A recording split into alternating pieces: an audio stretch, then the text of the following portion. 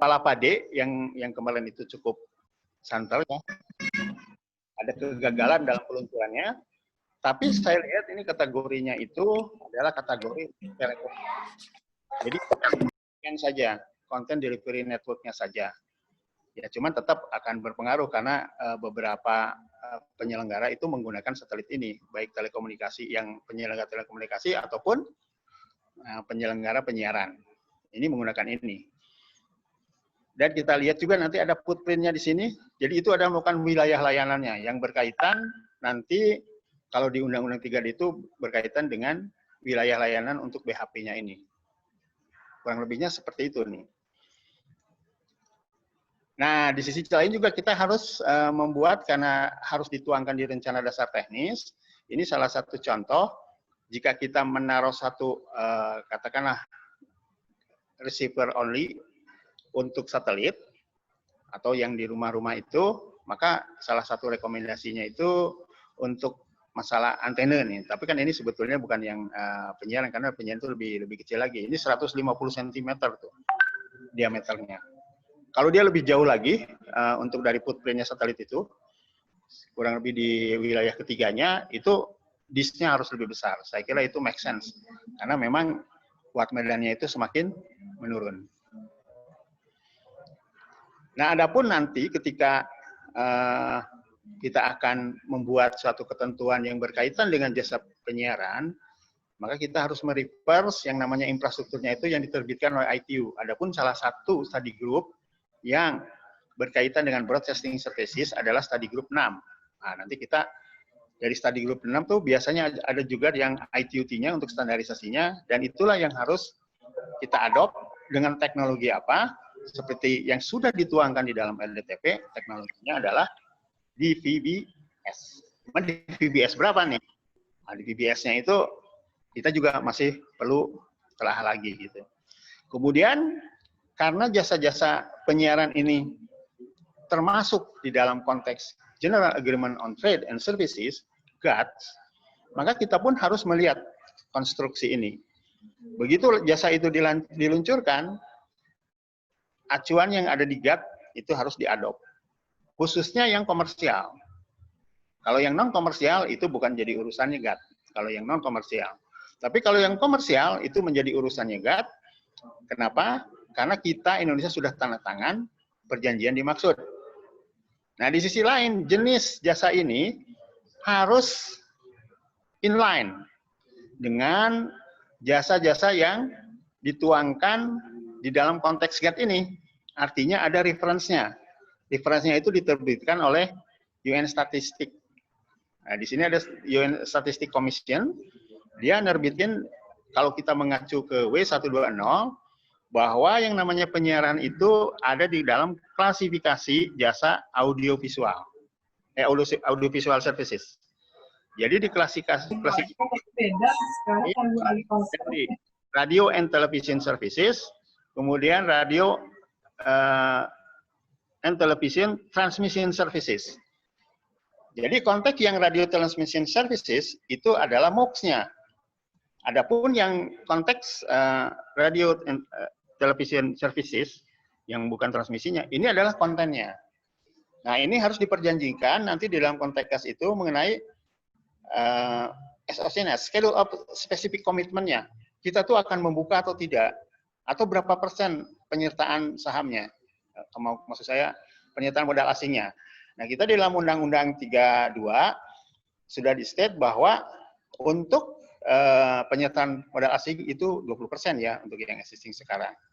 Namun sesungguhnya dalam konteks gas ini harus dibuka sesuai dengan konteks marketnya, dalam pengertian bahwa itu bisa menjaga kestabilan. Jadi sepanjang itu ketentuannya itu menjaga kestabilan ekonomi nasional, kita bisa membuka berapa besarnya untuk penyertaan modal asing ini. Atau untuk market access tadi. Nah, mungkin ini jenis-jenis layanan penyiarannya. Kalau sistem analog itu cenderung kepada konteksnya hanya video dan audio dalam pengertian ini TV, atau audio saja. Adapun yang sistem digital, itu bisa video dan audio, yang tadi konteksnya SD, HD, dan UHD, kemudian juga bisa audio saja dalam pengertian tadi radio yang bisa di-cover dalam konteks DVB-T dalam hal ini, walaupun untuk TV, tapi bisa untuk radio. Itu yang konvergen di penyiaran sendiri. Dan juga ada data yang dependen kepada isi dari TV tersebut, atau data yang lepas. Sebagai contoh, misalnya, kalau ada main bola nih, maka pemain itu bisa di-trace dengan konteks data yang non-dependent, atau data related to picture tadi. Ini misalnya namanya siapa, kemudian apalah itu umurnya, kesehatannya, dan seterusnya itu bisa. Kemudian ada yang TV on demand. Dia ada video on demand. On demand ini untuk yang existing analog itu tidak ada, karena sifatnya linear. Kalau ini non-linear. Dan ini artinya bisa juga dalam konteks time shift. Jadi yang linear tadi direkam dulu, kemudian kita nanti lihatnya di kemudian hari atau di kemudian waktu lainnya. Di sisi lain bisa dikoneksikan juga ke internet. Tapi ini semua harus yang memenuhi standar yang namanya broadcasting tadi. Bukan semua TV internet itu adalah kategorinya ini penyiaran, tidak juga. Kenapa? Karena ada dua. Ada Fundamental Technical Plan yang ada dituangkan dalam Undang-Undang 36 telekomunikasi, dan ada yang namanya Rencana Dasar Teknis Penyiaran yang dituangkan di dalam Undang-Undang 32. Walaupun kontennya sama, orang kadang-kadang terkecoh dengan konten. Seperti film Batman ataupun Superman, kalau itu dituangkan atau ditayangkan di bioskop, apakah iya urusannya dengan Undang-Undang 32 atau 36? Enggak, itu urusannya dengan Undang-Undang Perfilman. Begitu dia ditayangkan di di stasiun ini terestrial, filmnya sama Batman. Tapi begitu ditayangkan di terestrial, itu kaitannya dengan Undang-Undang 32. Sekarang kalau film Batman ini ditaruh di server yang murni di ESP. Nah, itu Undang-Undang 36 itu. Bukan 32. Nah, makanya jangan terkecoh dengan melihat kontennya. Konten itu netral sifatnya, tergantung dia disalurkan kemana. Maka dia akan menjadi penyelenggara konten. Konten apa? Konten broadcasting, kalau di sana konten telekomunikasi, kalau di bioskop ya itu apa ya, 21 itu namanya penyelenggara, itu saya kurang begitu tahu sesuai dengan undang-undang perfilman. Begitupun yang deteksi atau yang mengawasi konten tersebut. Kalau penyiaran itu pasti KPI.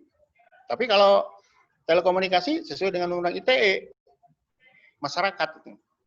Jadi melakukan pengaduan bahwa ini kontennya kurang pas dengan adanya konteksnya hoax, adanya pornografi, adanya istilahnya penghinaan dan seterusnya dan seterusnya. Itu mengacu ke Undang-Undang ITE dengan yang pengawasnya itu dalam masyarakat atau halayak. Nah, beda dengan yang ini.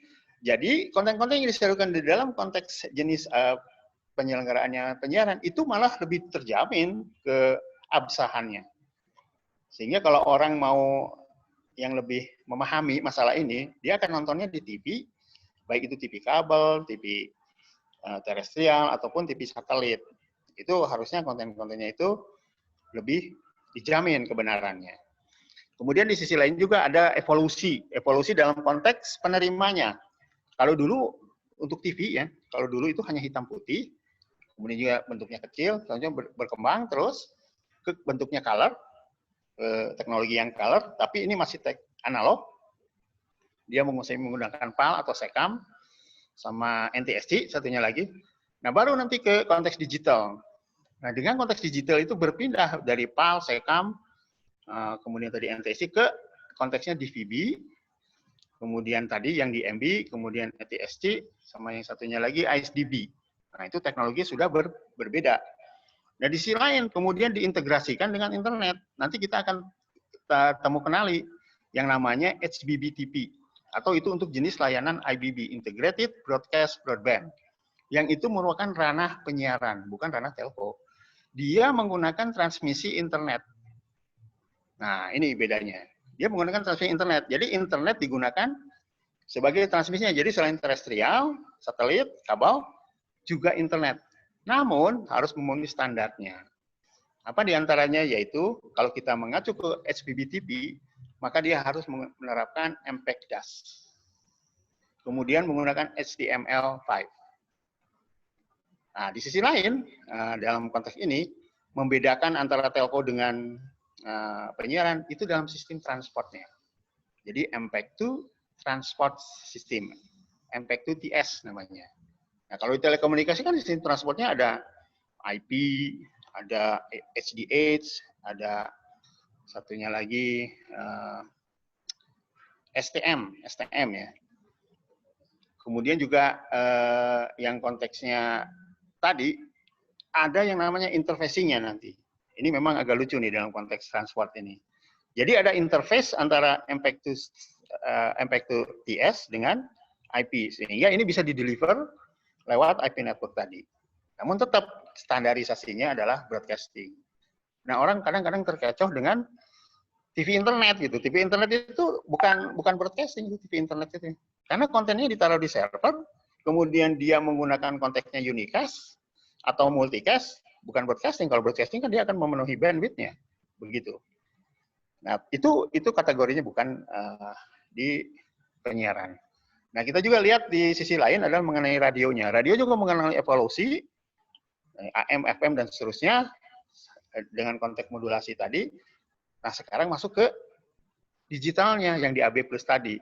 Dengan konteksnya modulasinya QAM, Quadrature Amplitude Modulation. Tergantung di QAM berapa. Tetapkan di 64 QAM. Dengan quote rate sekian, maka dia akan mempunyai kapasitas MUX 33 Mbps. Kalau yang di TV sekarang. Bukan berarti hanya 33, itu bisa dirubah juga. Kalau kita menggunakan 256 QAM. Nah, itu maksimumnya untuk yang IQ recommendation sekarang itu sampai 50 Mbps. Coba bisa dibayangkan kalau kita menggunakan 50 Mbps, ya tentunya nanti terjadi shrinking ini ya, coverage, karena ini semakin besar bandwidth-nya. Nah, itu kalau dipakai SD aja, itu bisa 25 channel tuh disalurkan.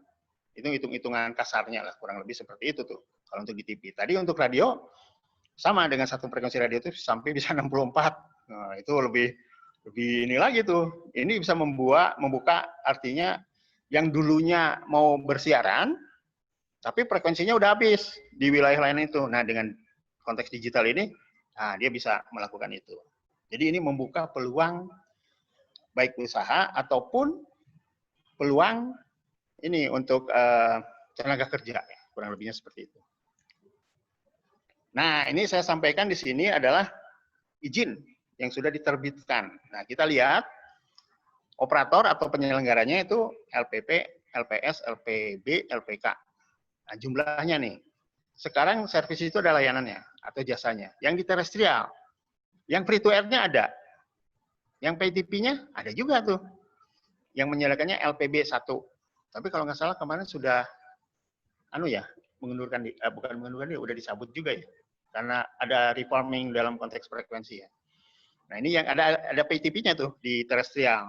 Nah, begitupun nanti yang untuk digitalnya itu bisa dilakukan pay TV, tapi sementara ini masih yang free to air yang lagi dikelola. Kemudian yang satelit. Ini LPB ini, ada 16 LPB. Ini saya pakai data yang kurang lebih tahun lalu lah. Ini yang di compile sekitar bulan Januari. Nah, ini pay TV-nya ada 16 yang di satelit. Terus pertanyaannya, free to air-nya mana? Nah, kan di sini bisa kelihatan, free to air-nya kita masih belum menerbitkan izinnya. Kenapa? Karena nanti ada dalam konteks masih dalam kajian. Nah, kemudian yang kabel TV, pay TV yang ada, yang free to cable, nggak ada di sini. Adanya yang pay TV di kabel. Itu sejumlah 378. Jadi total semua penyelenggara saat ini untuk televisi ya, sekitar 1.122. Oh, itu banyak sekali tuh. Ini kalau jadi KPI, pengawasnya bayangin harus melihatin konten-konten ini dibutuhkan berapa orang itu. Apakah melanggar atau tidak dengan P3 SPS. P3 SPS tuh. Wah, ini agak repot tuh dalam konteks monitoringnya. Nah, ini yang radionya. Nah, kalau kita lihat yang radionya itu sama sebetulnya transmisinya itu ada di terestrial, satelit, dan kabel. Tapi kita lihat adanya hanya free to air doang. Yang lainnya nggak ada nih. Dengan demikian, jumlah atau total untuk radio itu sekitar 2.147 yang terbagi di dalam konteks virtualnya itu diselenggarakan oleh LPP 145, LPS 1743, dan LPK-nya 256. Nah, yang saat ini sedang dalam konteks telaahan, yang pertama adalah mengenai DTTB, Digital Terrestrial Television Broadcasting. Sekarang yang menggunakan adopsinya DVB-T2. Telaahannya sudah diterbitkan, kalau untuk PM-nya itu PM3 yang simulcast tadi. Jadi baik mau analog, yang masih analog itu yang megang frekuensi analognya, ataupun yang sudah menjadi penyelenggara MOOC bisa menayangkan konten digitalnya. Itu yang konteks simulcast sekarang. Namun, untuk penerapan analog switch off-nya, itu harus dituangkan dalam undang-undang. Nah, ini masih dalam perjalanan. Karena undang-undang, maka kalau dari sisi kami, untuk level teknis ini, saya menunggu hasilnya apa. Namun, kurang lebihnya, nanti untuk analog switch off ini akan dipercepat. Kurang lebihnya 2 tahun lah kurang lebihnya. Kenapa?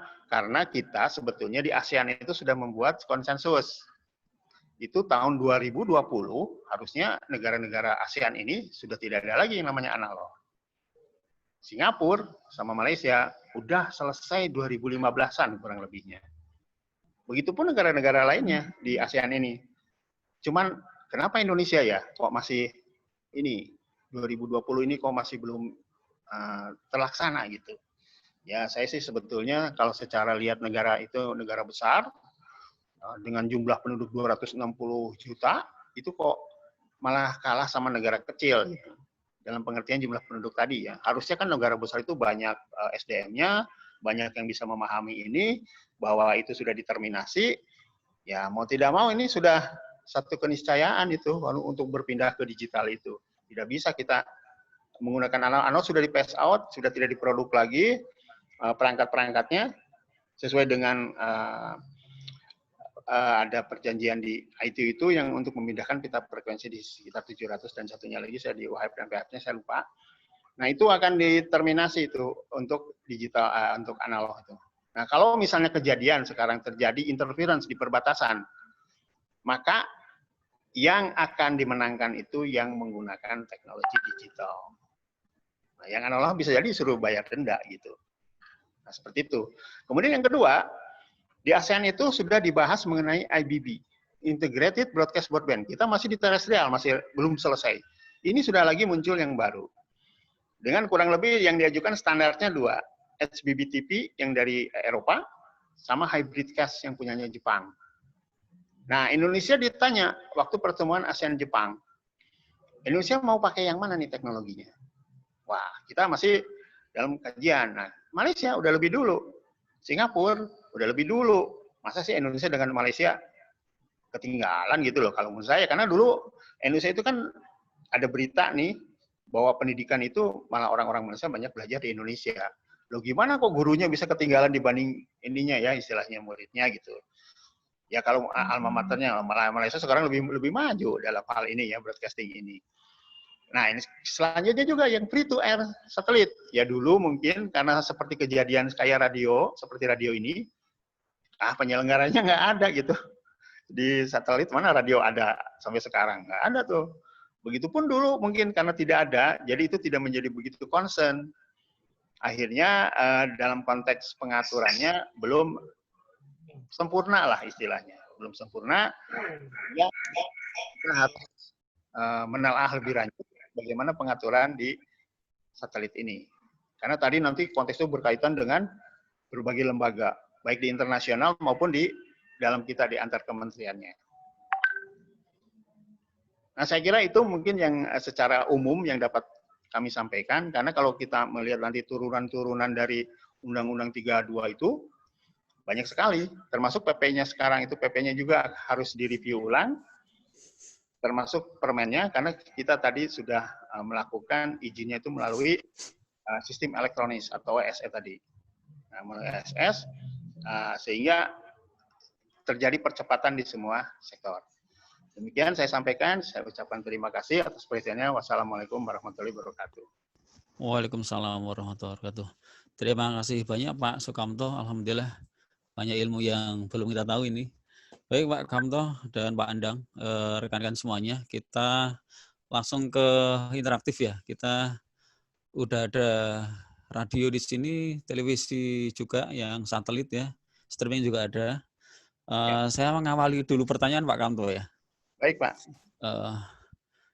Kita akan bertanya yang lebih sederhana Pak Kamto karena kita mungkin lebih kepada penyelenggara konten ini. Yang pertama masalah ASO tadi, analog switch off-nya sudah yang pertama sudah terjawab. Kapannya kemungkinan kita menunggu ya Pak ya, menunggu sekitar 2 tahun.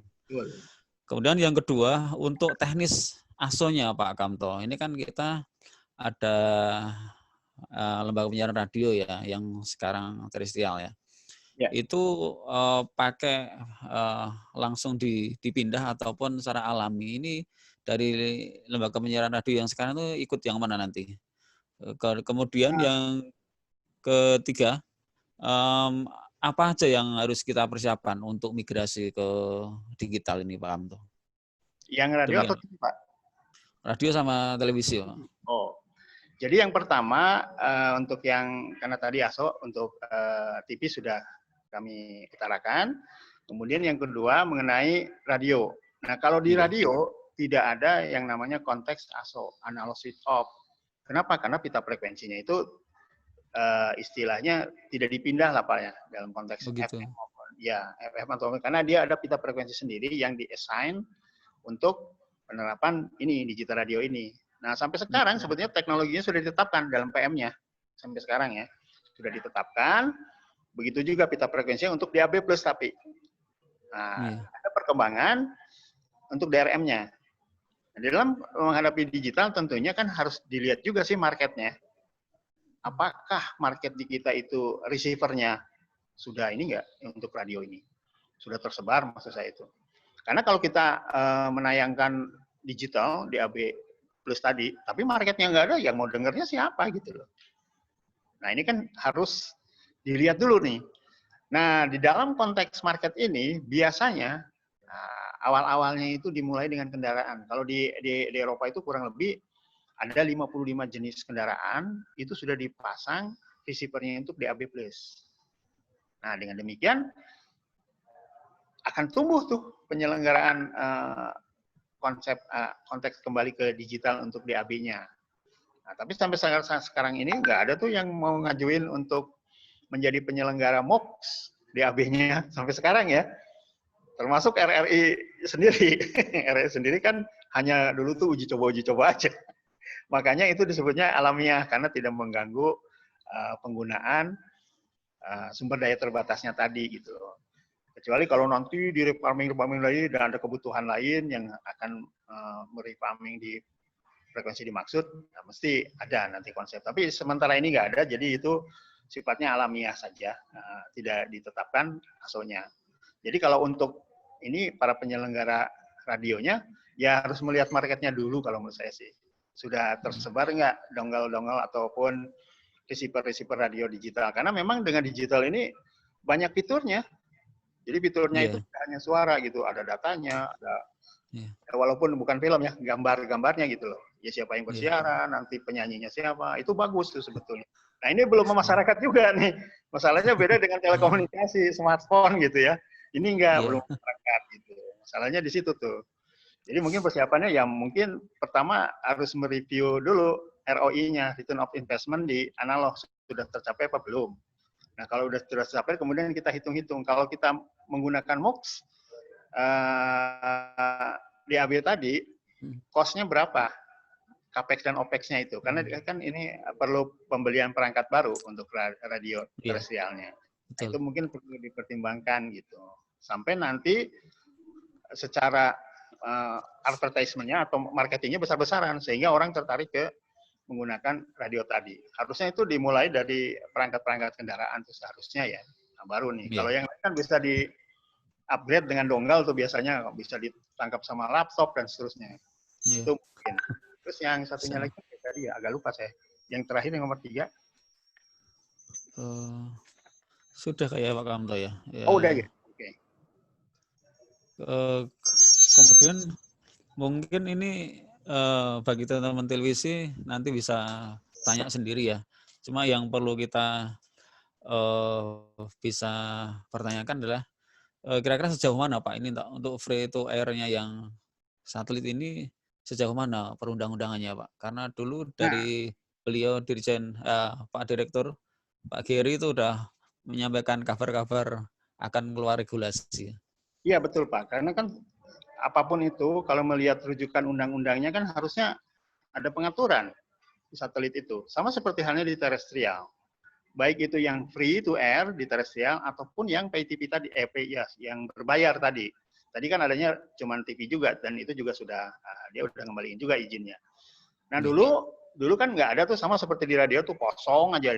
Akhirnya kan nggak begitu ditinjau di regulasinya. Nah sekarang begitu sudah rame dan ketentuannya itu harus selaras dengan undang-undang existing, ya mau nggak mau ini harus segera dilakukan pengaturannya. Nah, namun sampai sejauh mana tadi kan saya sampaikan dalam konteks kajian yang pasti akan ditindaklanjuti dengan peraturan dimaksud. Jadi nanti harusnya di TV itu memang muncul peraturannya sama seperti di terestrial itu. Walaupun ini ada konteksnya analog dan digitalnya. Bedanya nggak ada ASO kalau yang di satelit gitu loh Pak. Ya nanti tinggal tunggu aja Pak. Nanti pasti ada yang namanya publikasi kayak konsultasi publiknya dan seterusnya untuk satelit. Kan kalau semakin teratur semakin bagus kalau menurut saya. Baik Pak. Mungkin rekan-rekan dari televisi satelit nih ada, tadi saya lihat ada Niaga TV, ada Wisal dan lain-lainnya. Apabila ada pertanyaan, mohon disampaikan kepada beliau. Dipersilahkan. Mungkin ada yang bertanya.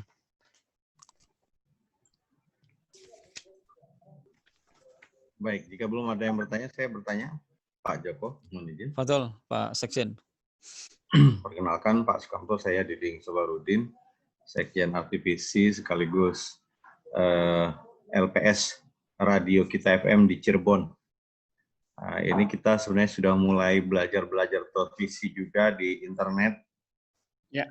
Pengennya sih kalau emang ada regulasi segera dari TV digital, pengen segera mengajukan perizinan. Nah, TV digitalnya ini kan masih ditunda ya, nunggu undang-undang penyiaran launching. Kira-kira pengajuan izin ini kapan nih? Pasti udah banyak yang nunggu-nunggu nih, gitu kan? Kalau kata orang Sundana sudah banyak yang ada doho gitu. Iya betul. Begitu buka tab langsung set gitu kan masuk. Iya. Baik Pak. Sementara kita sekarang pengen masuk masih ditolak-tolak nanti, belum. Iya, gitu ya. Betul. Nah terus proses perizinannya apakah sama juga dengan LPS televisi dan radio sebelumnya yang di terestrial? Terima kasih Pak Kamto. Baik Pak. Jadi pertama itu dengan tertundanya dulu kan sebetulnya tahun 2012 ya kita udah merilis atau aturan untuk bisa melaksanakan digitalisasi tadi, termasuk ASO-nya. Nah itu kalau istilah 2013 tuh udah ASO lah istilahnya. Cuman kan ada permasalahan hukum akhirnya. Terkait tadi yang dari MK itu tidak boleh. Nah dengan konteks amar putusan MA tadi, jadi pandangannya harus dituangkan dalam undang-undang. Nah, ASO-nya nih. Nah ini kan tertunda nih Pak. Ada yang sudah pasang MOX, ada yang sudah ngajuin izin itu sebagai prinsipnya untuk digital tadi, siaran digital tadi. Tertunda sampai tahun 2019 kalau nggak salah. Itu diterbitkanlah PM 3 mengenai simulcast. Kenapa? Karena terjadi juga keributan di perbatasan Pak. Yang masalah ASEAN tadi, kan itu harusnya sudah digital. Jadi kita di koordinasi internasionalnya jadi rame. Nah, jadi rame. Akhirnya gimana? Nah, ini juga untuk seolah-olah dapat katakanlah untuk mempersiapkan nanti lebih bagusnya penyempurnaannya itu, maka dikeluarkanlah PM simulcast. Nah, PM simulcast ini ada batasan yang permasalahannya itu. Yang existing, yang telah mempunyai izin prinsip, dan juga yang akan menjadi pemohon baru, ini harus terkendala dulu. Kenapa? Karena simulkas itu tidak bisa menghentikan siaran analog. Nah, jadi bagi mereka yang mau pindah ke digital, ya itu kita apresiasi. Kenapa? Jadi nanti kalau semuanya pada mau pindah sih, artinya asalnya dengan sendirinya sudah terjadi. Nah, ketika ini belum terjadi, kan ini kanal ini yang punyanya MUX ini dengan kapasitas sekian 33 Mbps ini harus bisa menampung yang existing dulu, Pak. Nah, itu permasalahannya itu. Belum yang punya izin prinsip juga, yang punya izin prinsip bisa di ini. Izin prinsip juga masih belum di ini, belum bisa terlaksana juga, gitu. Sehingga itu namanya menunggu peluang usaha. Peluang usaha ketika ini istilahnya sudah firm nih, sudah firm, itu bisa masuk. Nah, kecuali yang mempunyai afiliasi yang untuk menggunakan MUX-nya tadi gitu loh. Nah, itu afiliasi itu kan memang lain karena di ketentuan PM3 itu 50%-nya itu bisa digunakan untuk afiliasinya. Jadi yang sisanya lagi, yang 16 Mbps-nya itu baru tuh untuk nampung yang existing. Nah, ini belum terjadi, sehingga kalau untuk membuka peluang usaha itu, ya kita pun harus lihat dulu, udah tertampung nggak? Nanti kalau nggak tertampung, wah, ini gimana untuk asonya gitu loh, kan ini harus tertampung dulu. Nah, itu dulu Pak, makanya kita bilang nanti dalam pengertian karena ini masih ada kendala di sini. Karena belum sempurna lah kalau untuk simulkas itu, tidak seperti konteksnya ASO, yang udah pasti analog itu tidak ada. Nah, tadi terkait dengan TV itu ya, kalau nggak salah internet ya. Apakah itu masuk ke ini? Tadi sudah saya sampaikan, kita itu yang mengadop untuk standarisasinya atau yang tertuang di RDTP itu hanya kabel, terestrial, sama satunya lagi satelit. Dan itu secara internasional, infrastruktur itu sudah ditetapkan.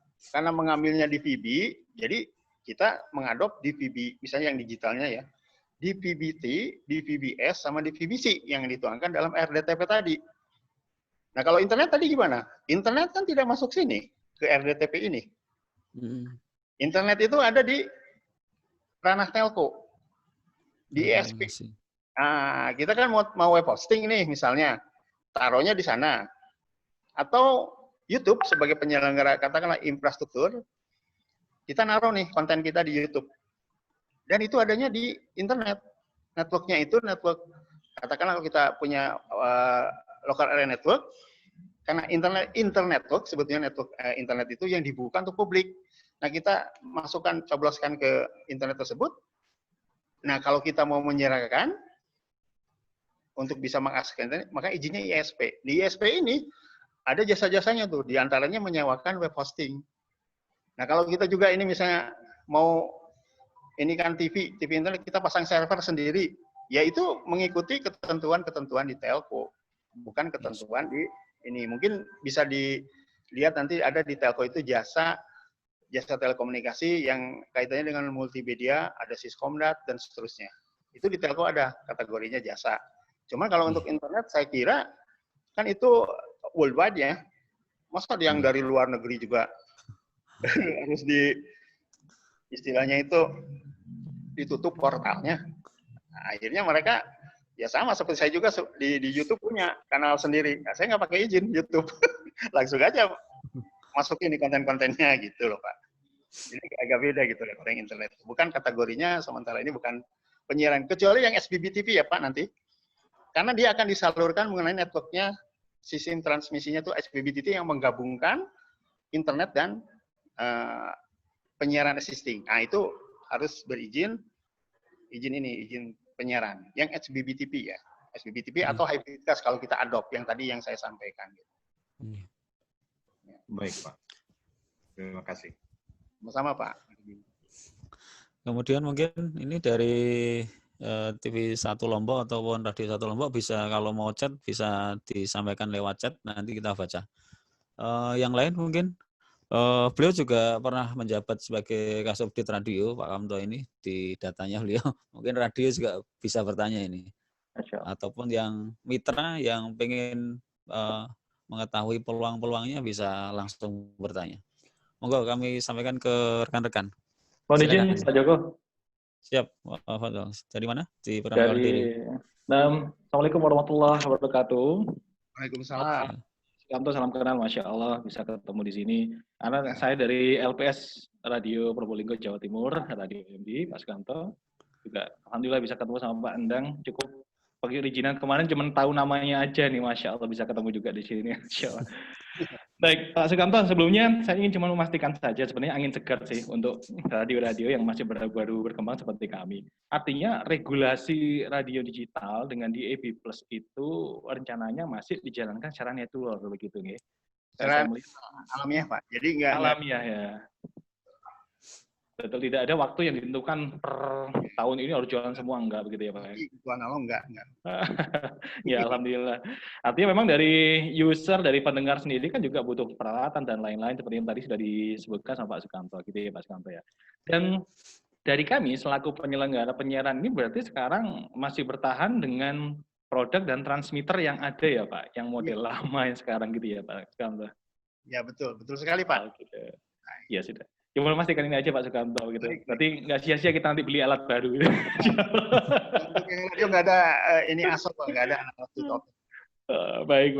Terima kasih Pak Sukanto. Jazakallah khairan. Assalamualaikum warahmatullahi wabarakatuh. Waalaikumsalam warahmatullahi wabarakatuh. Monggo silakan yang lain dari channel juga bisa. Ya. Ada official Ustadz mungkin ini ada yang siaran mandiri di internet juga bisa bertanya. Masih kami tunggu, silakan.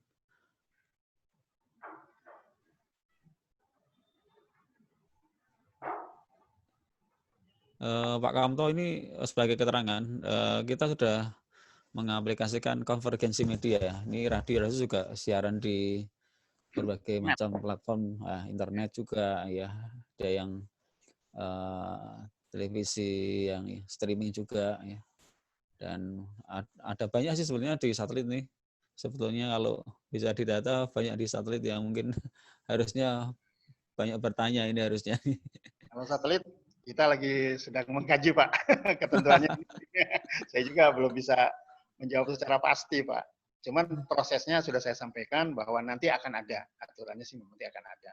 Ya nanti tinggal menyesuaikan aja Pak. Kalau untuk nanti di satelit itu andai kata ada ketentuannya ya sudah ikuti aja ketentuannya supaya semuanya teratur Pak, lebih tertib istilahnya. Iya Pak, baik saya mewakili teman-teman yang mungkin ini kita ada mitra advisi ya. Jadi ini lembaga-lembaga yang mungkin belum masuk di advisi, mereka masih mengkaji-kaji, masih mencari tahu.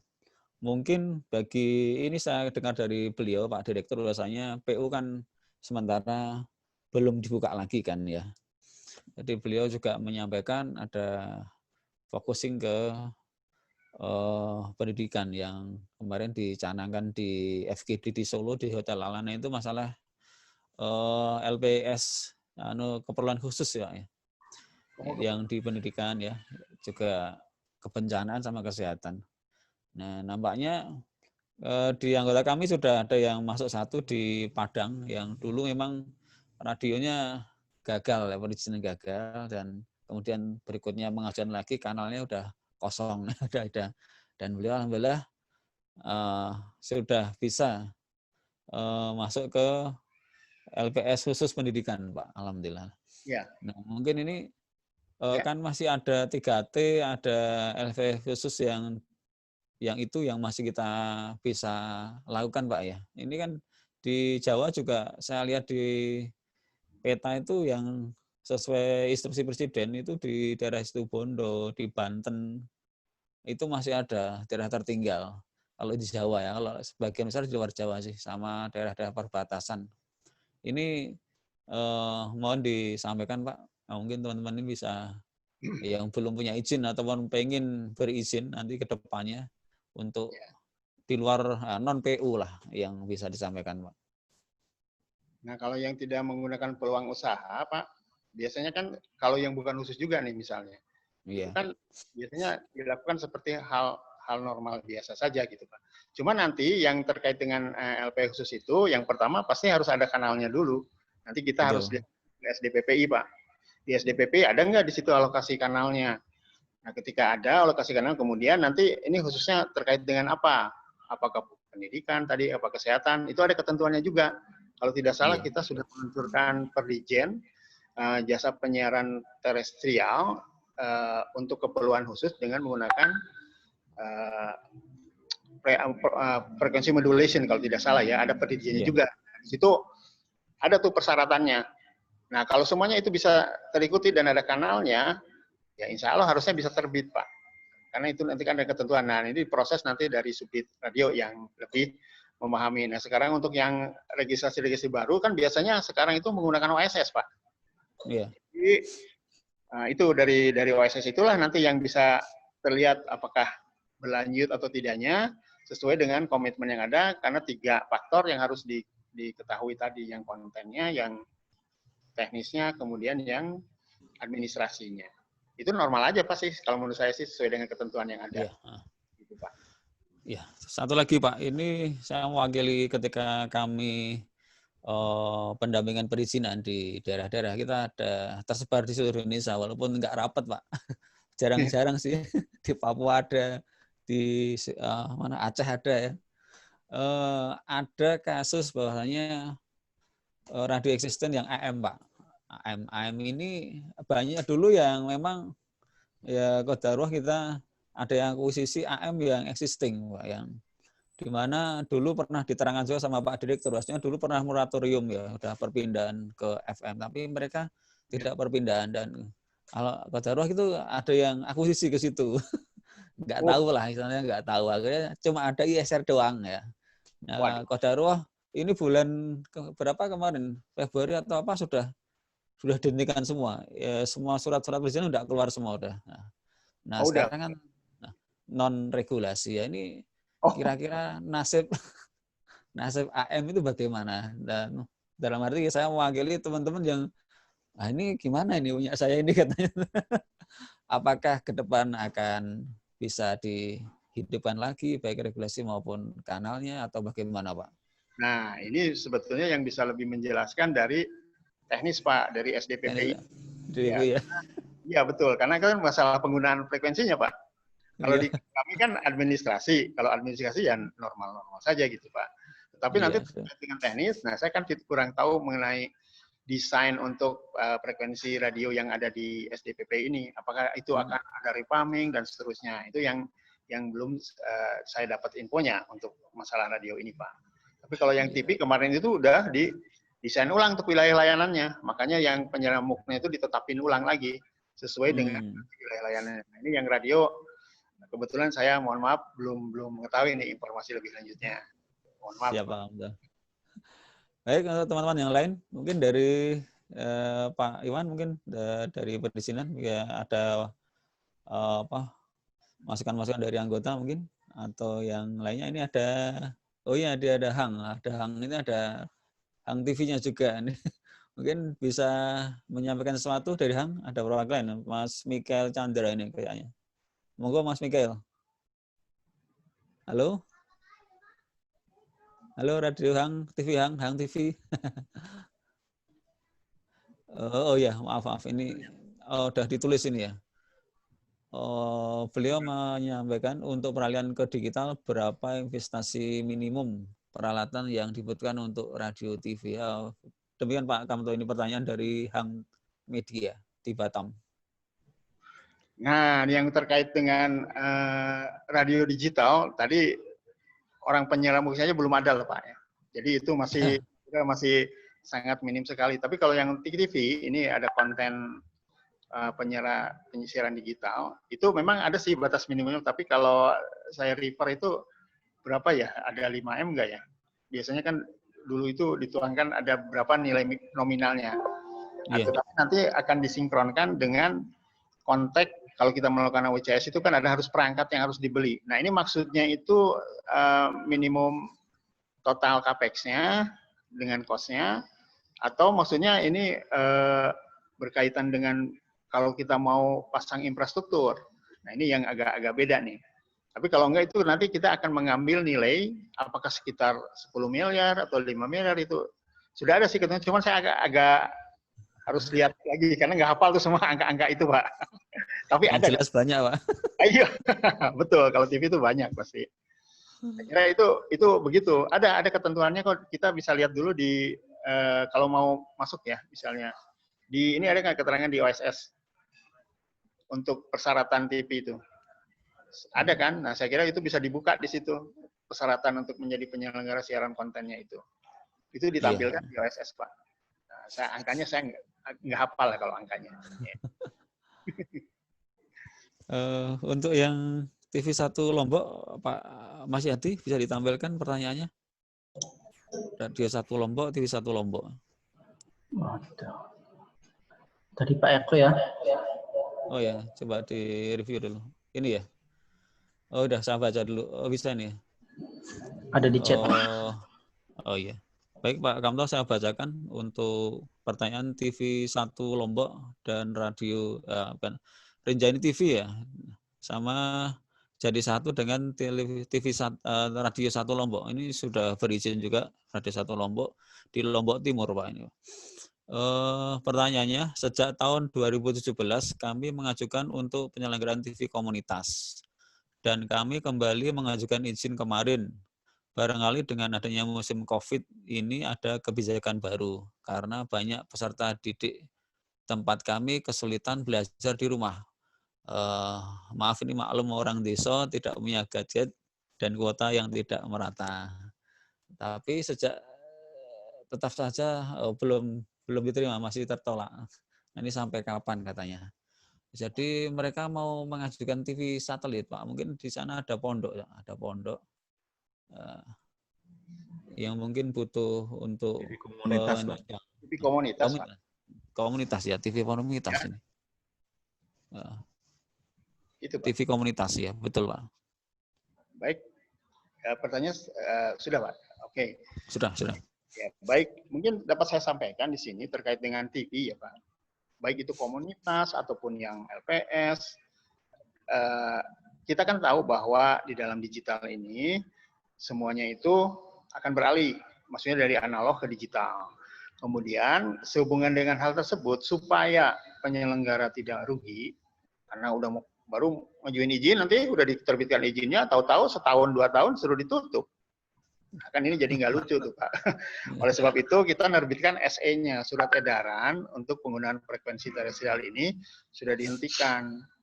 Nah, dengan demikian dari sistem administrasinya sendiri juga tidak akan diproses di tempat kami. Kenapa? Ya kita untuk menjaga penyelenggara tadi jangan sampai rugi gitu loh. Kadang-kadang kalau informasinya tidak tersampaikan nanti ada dapat dikatakan sampah teknologi analog karena di Indonesia masih simulcast dilemparlah ke sini. Padahal itu nggak ada lagi perangkat untuk gantinya loh. Karena di dunia manapun sudah ditutup gitu. Nah kalau kita itu ini jadi kan seolah-olah kasihan tuh nanti ngejebak ini penyelenggaranya. Nah itu kasihan tuh. Setelah itu terbit nanti undang-undang 2 tahun di ASO atau setahun dipercepat. Wah belum baru bangun-bangun udah beli. Wah langsung ini gimana? Wah bisa stres tuh Pak. Udah investasi dikeluarin, udah gitu suruh ditutup kan kasihan tuh Pak. Nah, oleh sebab itu kami nggak nerbitin lagi tuh untuk yang terestrial, TV terestrial. Saya kira mungkin. Ya. Baik Pak Kamto. Dulu kita pernah ikut kegiatan di Kominfo ya di Bogor kalau nggak salah. Itu pernah di awal-awal perizinan online ya di Epinyarin itu kan merata seluruh Indonesia dan ada sedikit kendala yang kita sampaikan di daerah Pucuk ya, di waktu itu kendala di Pulau Kerinci Pak. Ketika pengisian data itu kan nggak nyambung itu, nggak bisa nyambung dengan Jakarta kan, akhirnya ini yang salah apanya itu. Nah kemudian ada dari dari OSS itu yang menjawab ya, dari beliau itu menjawab bahwasanya akan nanti ada pembaruan generasi, mungkin kalau enggak 5G kalau mungkin kalau nggak salah Pak. Itu saya pernah dengar juga dari beberapa pembicaraan dari SDPPI juga di berita yang masalah generasi kelima ini, Pak. Mungkin ada penjelasan untuk Indonesia ini, Pak, untuk 5G ini. Oh, 5G ya, Pak.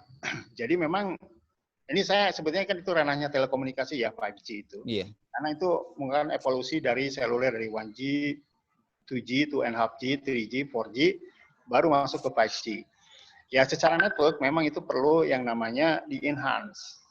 Nah makanya ketika ada kendala, apakah ini kejadiannya di semua titik atau hanya di titik itu aja? Nah kalau di titik itu aja, dia menggunakan transmisi apa? Ketika yang digunakan transmisinya seluler, nah berarti apakah selulernya ini benar atau bagus atau tidak? Sebetulnya kan bisa dilakukan kalau kita itu melakukan pinging kalau untuk itu ya, untuk melihat koneksinya. Kita dilihat latensinya itu berapa tuh, data baliknya itu. Oh, kalau enggak tuh enggak balik lagi tuh si paket. Artinya berarti memang terjadi kendala di transmisi, bukan di aplikasinya. Jadi untuk membedakan itu seperti itu. Nah di sisi lain kan bisa sebetulnya menghubungi penyelenggara tetap data. Itu ada server. Iya. Apa ya? Itu yang layanan servisnya itu loh Pak. Nah itu kan bisa ditanyakan sebetulnya apakah kejadian untuk koneksi di sini itu ada bermasalah atau tidak.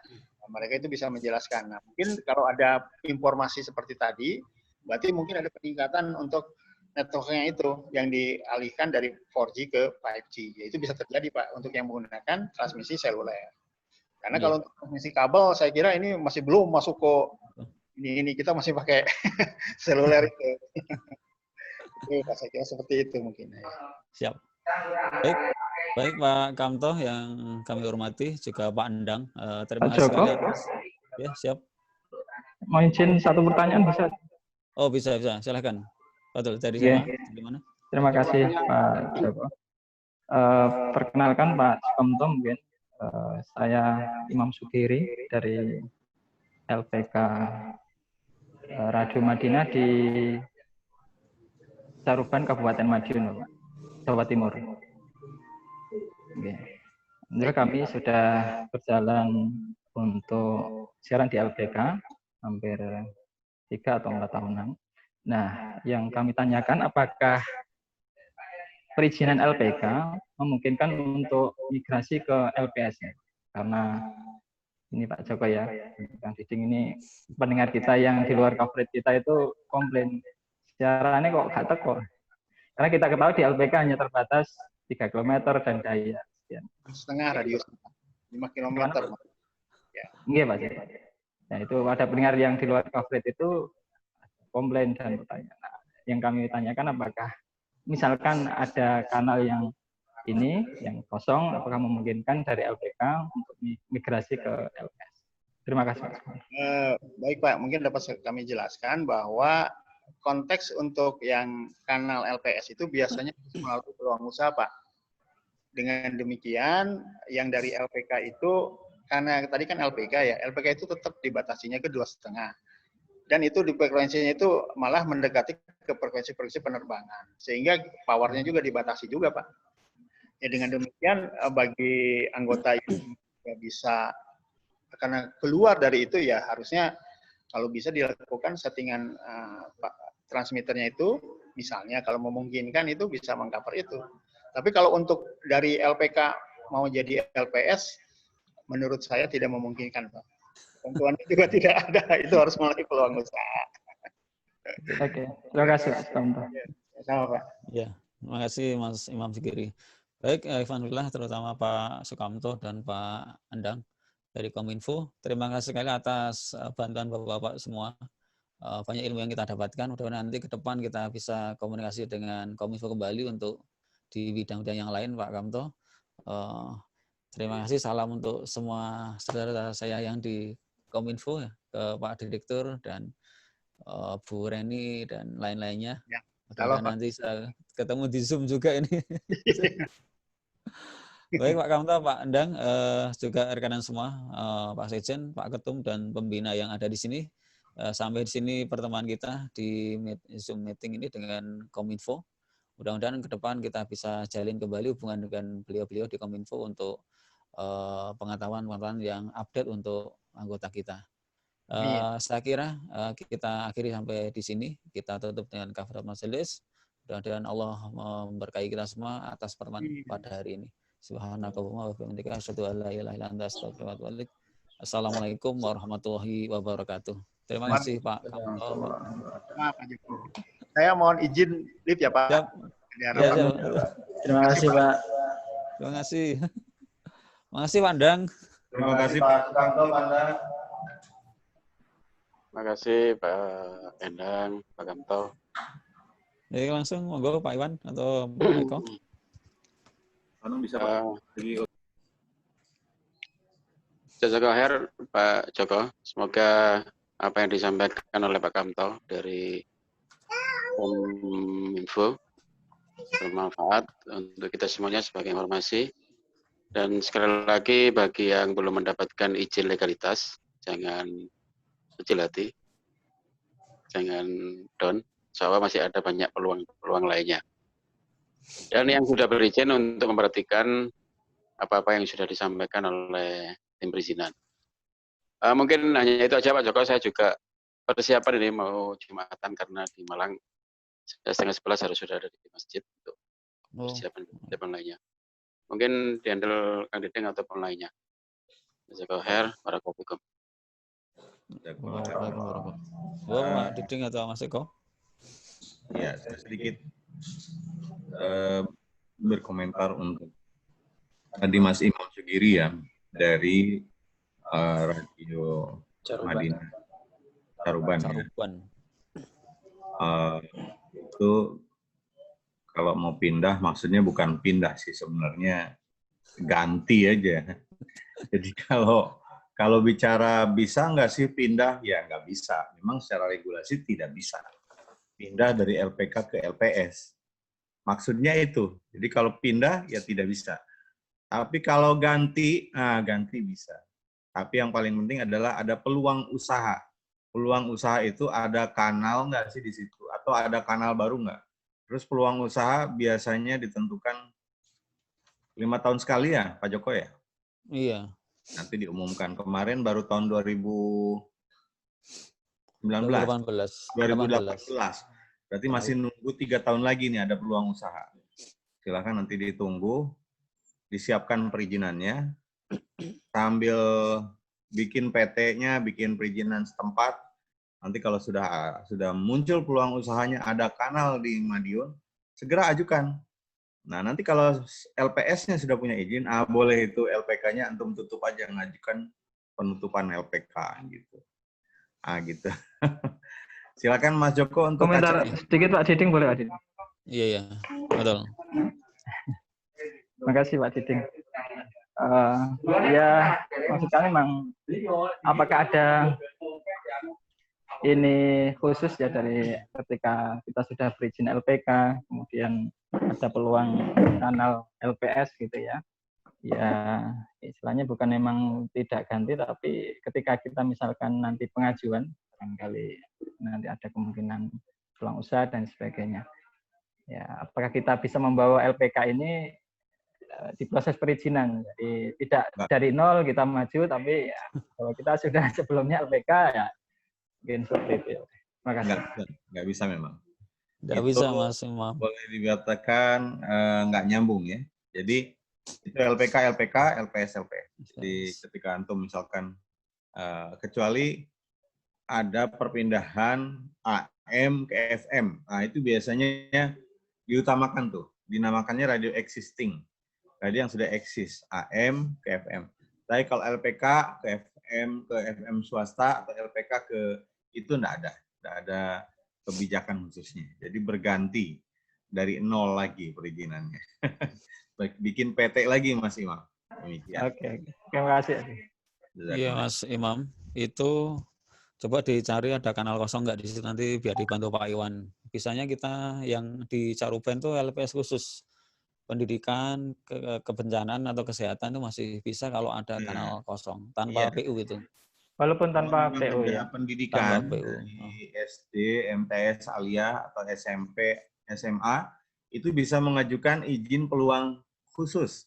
Atau misalkan punya rumah sakit atau poliklinik, itu bisa. Itu LPS kalau ada kanalnya, bukan peluang, nggak mesti nunggu peluang kalau itu tuh, nggak mesti nunggu 3 tahun. Kalau emang ada kanal, bisa ngajukan di tadi, di penyiaran khusus kesehatan, kebencanaan, sama pendidikan. Nah, itu Mas Imam dan yang lainnya. Di Gresik mungkin Gresik juga itu Pak Aroyan itu kan belum punya izin bisa ke sana. Pak Terus Munir daerah ada lain. nggak? Pak Munir.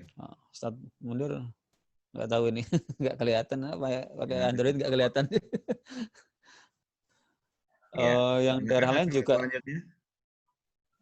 Halo, gimana Pak? Acara selanjutnya Pak Joko, Mas Eko. Mas Eko ini udah selesai sepertinya. Mas Eko ada Mas Eko masih monitor atau sudah kemana ini? Panitia ketuanya ini. Ya, Mas Eko tadi nampaknya dari pagi memang izin banyak keperluan beliau. Ada keperluan dengan MBA katanya. Oh ya.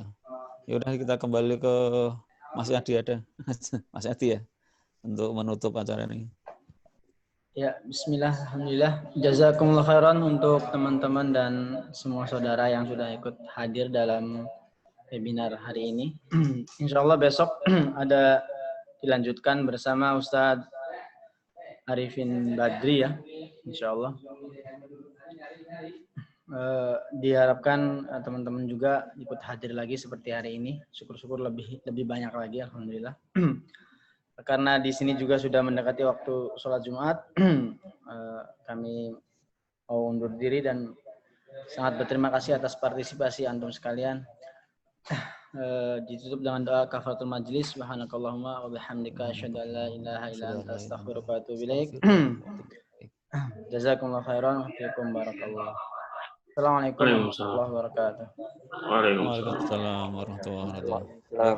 Mohon izin undur diri, persiapan Jumatan. Terima kasih teman-teman yang hadir semua, Mas Imal, Ya, izinkan Ibu. Pak Arif, terima kasih Pak Arif, dan yang lain yang hadir, Mas Erwin Bayi.